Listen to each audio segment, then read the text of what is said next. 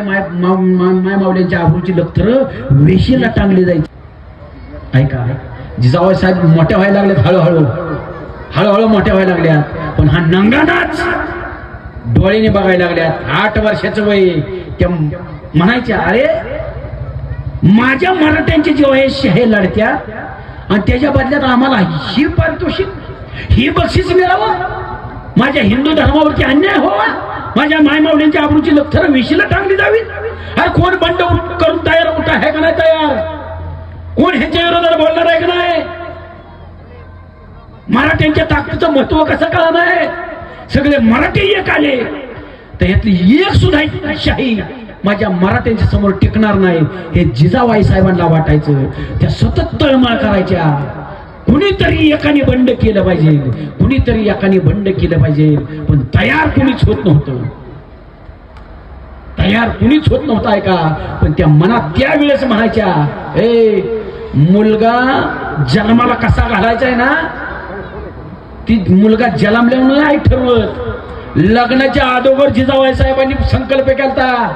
अरे कुणाच्या ह्याच्यात धमक नाही ना, कुणाच्या ताकद नाही ना, अरे मीच माझ्या पोटी असं रत्न जन्माला घालीन की तो माझ्या हिंदू धर्माचं रक्षण करील, माझ्या मायबाबुलीच्या आपल्याचं रक्षण करील, असं रत्न मी जन्माला घालील. कधी संकल्प केलाय? लग्नाच्या अगोदर. आणि वय वाढत असताना विरोळचे भोसले घराणे, त्यामध्ये मालोजी बाबा भोसलेंची चिरंजीव शहाजी बाबा यांचा आणि जिजाऊ साहेबांचा विवाह झाला. मनात संकल्प, माझं मराठ्यांचं राज्य निर्माण झालं पाहिजे, माझ्या मराठ्यांचं राज्य निर्माण झालं पाहिजे. ऐका, ते शहाजी बाबांना सांगायच्या, धनी आपली पुण्याला जागिरी आहे ना, ह्यांची गुलामी का करायची? आपण आपल्या मराठ्यांचं अस्तित्व निर्माण करू ना. जिजाबाई साहेबांचे विचार शहाजी बाबांना बरोबर पटायचे आणि त्या प्रत्येक मराठा सरदाराला शहाजी बाबा म्हणायचे, आपण मराठी आहोत, आपलं स्वतःचं अस्तित्व निर्माण करू, आपलं स्वतःचं राज्य निर्माण करू. बरोबरीने सगळ्या मराठ्यांना चेतवण्याचा प्रयत्न केला, पटवून देण्याचा प्रयत्न केला. पण मराठी एक असतील त्यांना मराठी म्हणायचं कसं? मराठी एक कधीच होत नाही, झालेच नाहीत. आता आमच्या मनोज दादा जरांगे पाटलांच्या मुळे तरी सगळा मराठा पेटून वाटला. आणि एकदा 400 वर्षानंतर मराठा एक आणण्याचं काम मनोज दादांनी केलं. 400 वर्षानंतर तरी अजून एक म्हणजे फुटत्याचीच तशी अजून एक जवळ आलं की दुसरा जातोय, काहीतरी होतहीच. हे मराठ्यांना शाप का काय कळत नाही बाबा. आणि त्यावेळी शहाजी बाबा सुद्धा सांगायचे, मराठ्यांचं राज्य निर्माण करू. पण वाटणाचा तुकडा एक वाटणाचा तुकडा टाकला, एक जोडस्तावर दुसरा फुटायचा, त्याला जोडस्तावर तिसरा मधनच निघून जायचा. कारण वाटणासाठी हापापलेली होती, लोक हापापलेली होती. मग शहाजी बाबांचा इलाज चाल कशी एकत्र करायची. सोराडीमध्ये जत्राचं स्वरूप आलेलं, दांडलीमध्ये तो खंडागळे मराठ्यांना नाव वाजलं. आता मराठ्यांशिवाय कोण हत्तीला आवरू शकत नाही म्हणल्यावर तिथं कोण उठलं माहितीये का? राजे लखुजीराव जाधवांचा मुलगा दत्ताजी जाधव. दत्ताजी जाधव उठला, तलवार हातात घेतली, बिथरलेल्या हत्तीच्या समोर गेलाय. बलदंड हत्ती, मदमस्त हत्ती, आणि हत्ती उचाल केली दत्ताजी जाधवांनी. काय मराठ्यांची ताकद असेल! काही क्षणामध्ये दत्ताजी जाधवाने हत्तीच्या सोंडावरती एक तलवारीचा घाव घातला आणि हत्तीची सोंड धडा वेगळी केली. रक्ताच्या थारोळाला हत्ती चीर चीर चीर चीर चीर करत पाडला. निजामाने टाळ्या वाजवल्या. अरे काय मराठ्यांची ताकद आहे, काय मराठ्यांची ताकद आहे, काय मराठ्यांची ताकद आहे. वा जाधव, काय तुमच्या मनगटात धमक आहे. आता जाधवांनी हत्ती मारला होता म्हणून नावाजलं कोणाला? जाधवांना. पण एका मराठ्याला नावाजल्यानं दुसऱ्या मराठ्याला नाही खपलं. जाधवांना नावाजलं म्हणून इकडे शहाजी बाबांचे चुलत बंधू संभाजी भोसले उठले. काय कारण होते का? आणि त्यांनी हत्तीला मारलं त्या दत्ताजी जाधवाला चॅलेंज दिलं. ओ जाधव, काय त्या मुख्य चित्राभाव तुमची ताकद दाखवली.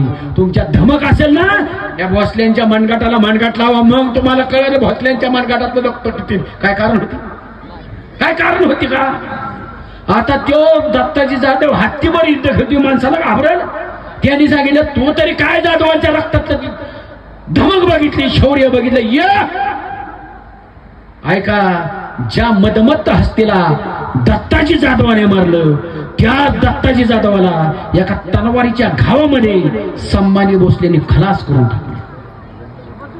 म्हणजे जाधवांची हत्तीपेक्षा ताकद जास्त, आणि जाधवांच्या पेक्षा भोसल्यांची वाढली नाही ताकद. माझ्या पोराला मारलं म्हणून ती 60 वर्षाचं लखुजीराव जाधव हुडकत आहे मरून. एका बाजूला धीर मरून पडलाय, आसरू येत्या डोळ्यात आसरू. रडत्यात कोणासाठी? कोणासाठी? त्या भोसल्यांसाठी पण रडत नव्हत्या, आणि जाधवांसाठी सुद्धा रडत नव्हत्या. त्या रडत होत्या मराठ्यांसाठी, त्या रडत होत्या हिंदूंसाठी. अरे माझ्या मराठ्यांनी जर अशीच आपसात लढून जर ताकद वाया घालवली तर कसं स्वतःचं स्वराज्य निर्माण होणार? कसं स्वतःचं स्वराज्य निर्माण होणार? एवढी मराठ्यांची ताकद होती. आणि त्याच वेळेस निजामाच्या कानावर, निजाम संशय वृत्तीचा होता, त्याच्या बायकोने त्याच्या कानावर घातलं होतं, लखुजीराव जाधव मोगलांना जाऊन मिळणार आहेत. आणि जर ही जाधव घराणं मोगलांना जाऊन मिळलं ना, औषधाला शाही ठेवणार नाहीत. औषधाला एवढी ताकद आहे जाधवांची. आता तो संशय वृत्तीचा होता. फरमान काढलं, निरोप धाडला.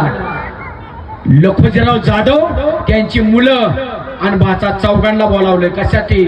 शाही सन्मान होणार आहे दरबारात. आता आनंद वाटला, आम्ही मोहीम केली फत्ते, त्यामुळे आमचा सन्मान होणार आहे. म्हणून चांगले नटून ठटून आचलोजी, राघवराव 2 मुले, तिसरा भाचा यशवंतराव आणि लखुजीराव शाही पोशाख चढवलाय. का? आमचा सन्मान होणार आहे निजामाच्या हस्ते. तिथे गेले उजरा केला निजामाला. आणि त्याच वेळेस कपटाने निजामाने 5-50-100 नंग्या तलवारी हातात घेऊन आधीच माणसं तयार होती. सपासप वार केले, चौघाची कत्तल केली निजामाच्या भर दरबारामध्ये. शॉक बसला जिजाबाई साहेबांना, शॉक. त्यांनी सांगितलं, धनी आता नाही थांबायचं आपल्याला इथं.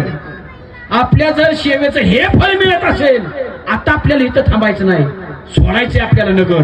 आपला आहे ना, आपल्याला पुण्याची जागीर मिळेल ना, तिथं जायचं, स्वतःच स्वराज्य निर्माण करायचं.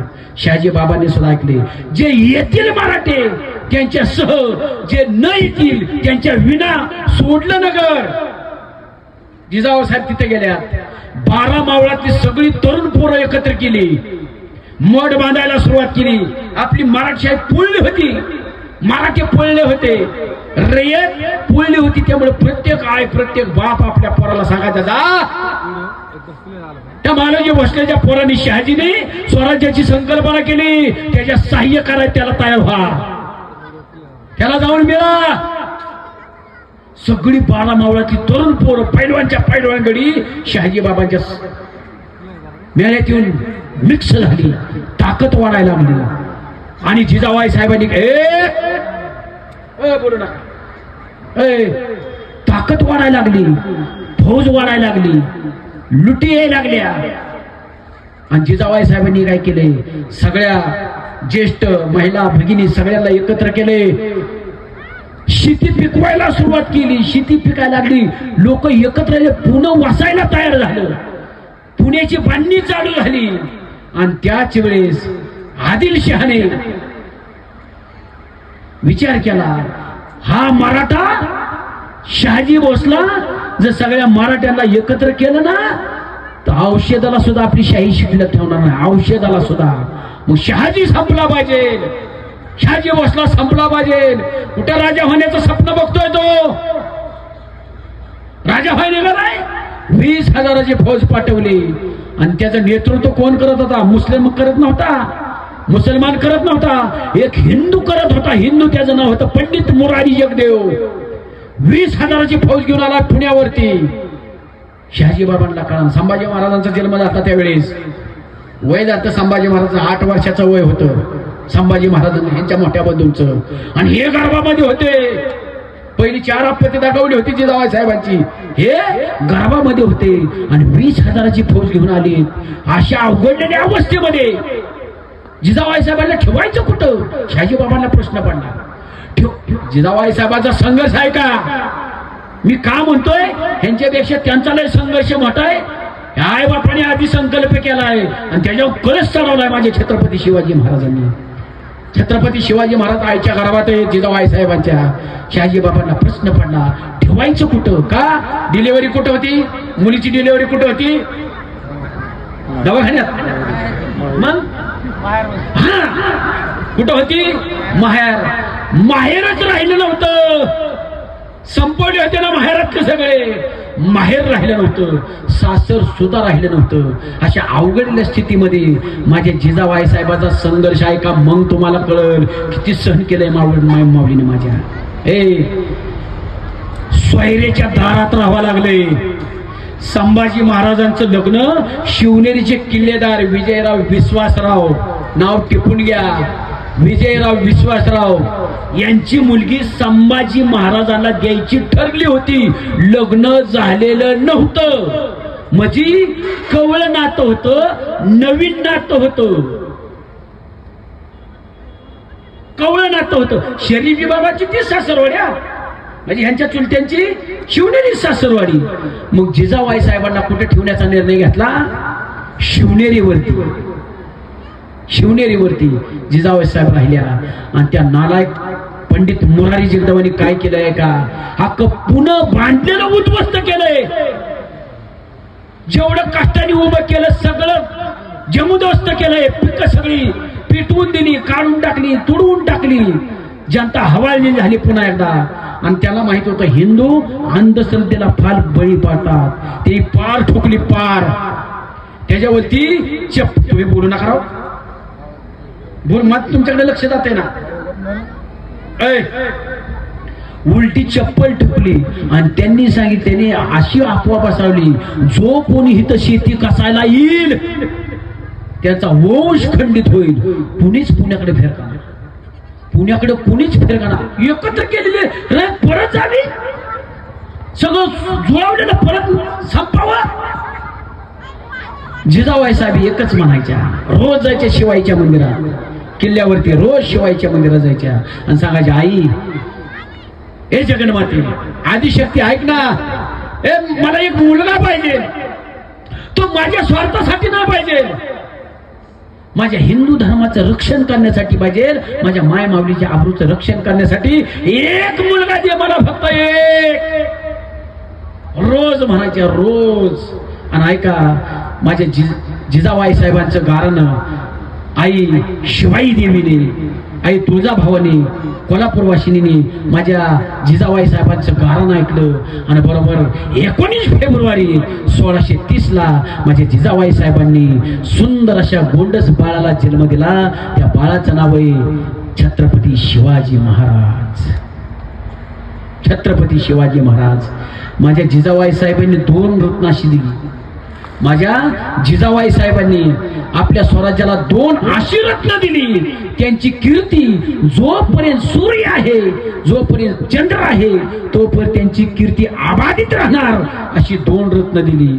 त्यामध्ये एक रत्न आहे, आयुष्यामध्ये माणसाला जगत असताना किती जरी मोठं संकट आलं, आयुष्यामध्ये जगत असताना किती जरी मोठं संकट आलं तर त्या संकटाचा सामना करत जगायचं कसं, हे ज्यांनी शिकवलं ते माझे छत्रपती शिवाजी महाराज.